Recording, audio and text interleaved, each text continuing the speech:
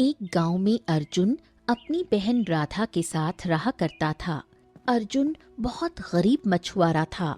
वो तालाब के किनारे अपना जाल फैलाए हुए काफी देर से बैठा था कि तभी वहां बैठे हुए मछुआरों में से एक मछुआरा अर्जुन से बोला, मछली जल की रानी है, अर्जुन के जाल में ना फंसने वाली है। यूं ही बैठे बैठे रह जाओगे और खाली हाथ घर जाओगे। अरे भैया अर्जुन, बताओ कुछ मछली वछली जाल में फंसी या खाली ऐसे ही जाल हिला रहे हो पानी में? हैं? हाँ, नहीं नहीं भैया, अभी तक एक भी मछली जाल में ना फंसी। और फंसेगी भी नहीं। तभी वहां मौजूद दूसरे मछुआरे हंसने लगे। ए अर्जुन, इसमें ना तो जाल का दोष है और ना ही मछलियों का। अरे भैया, दोष है तो तुम्हारे भाग्य का। सभी जानते हैं कि तुम्हारा भाग्य कभी तुम्हारा साथ ही नहीं देता, तो मछली क्या खाक फंसेगी? हाँ, नहीं तो। अचानक अर्जुन का जाल भारी हो गया। वो खुश होकर जैसे ही जाल खींचने लगा, उसमें केवल 2 मछलियां फंसी थीं। अर्जुन निराश हो गया। केवल 2 मछलियां, इन्हें बेचकर बाजार में मुझे भला कितना ही दाम मिल जाएगा? हाँ, इतना तो मिल ही जाएगा कि तुम और तुम्हारी बहन भूखे नहीं सोओगे।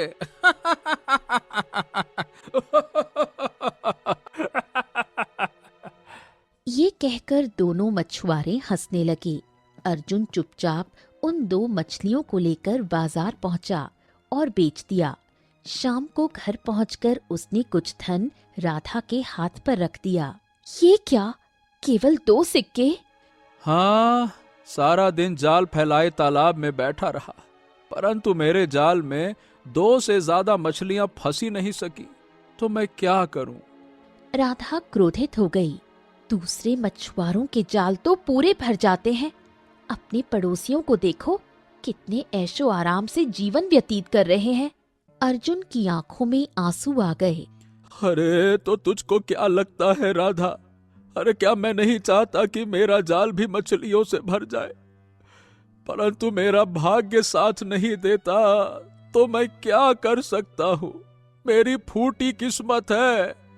दिन रात यही चिंता सताती रहती है कि अगर ऐसा ही हाल रहा तो मैं तेरे हाथ कैसे पीले करूंगा, क्या करूंगा, समझ नहीं आता। ये सुनकर राधा को अपने भाई पर दया आ गई। वो पास आकर उसकी आंखों के आंसू पोंछने लगी। नाराज मत हो भैया, मुझे विश्वास है एक दिन हमारा समय जरूर बदलेगा। अगले दिन अर्जुन फिर से अपना जाल लेकर तालाब के किनारे बैठ गया। वो उदास था।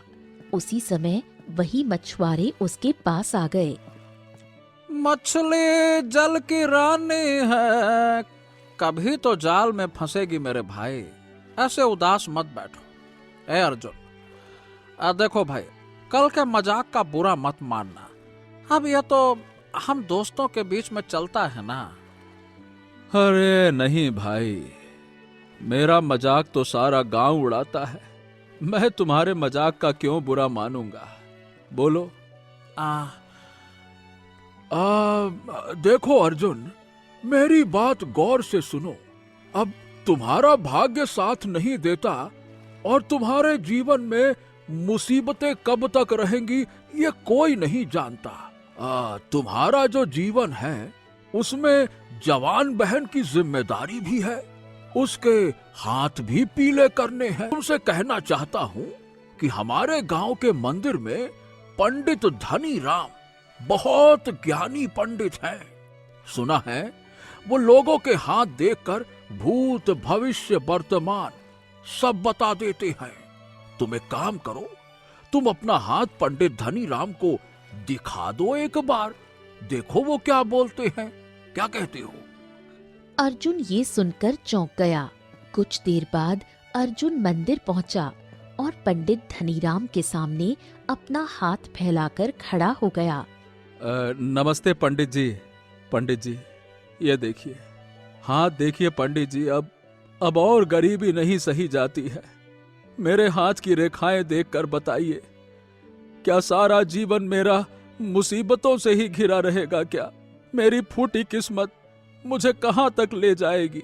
पंडित धनीराम मुस्कुराए और अर्जुन के हाथ की रेखाओं को ध्यान से देखने लगे। कुछ देर के बाद वो गंभीर हो गए। अर्जुन, तुम्हारे भाग्य की रेखाएं काफी कमजोर हैं। तुम सारा जीवन गरीबी में ही व्यतीत करते रहोगे। ये सुनकर अर्जुन चौंक गया।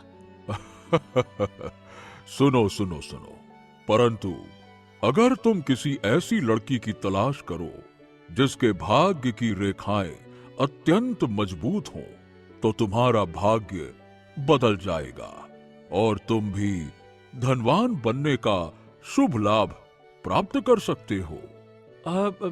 पर ऐसी लड़की अब मैं कहाँ तलाश करूं पंडित जी? और मैं ये कैसे जानूंगा कि वही लड़की भाग्यशाली है? सब कुछ बैठे बैठे नहीं मिल जाता अर्जुन। मैंने देखा है, तुम हमेशा गांव के तालाब में ही मछलियां पकड़ते हो।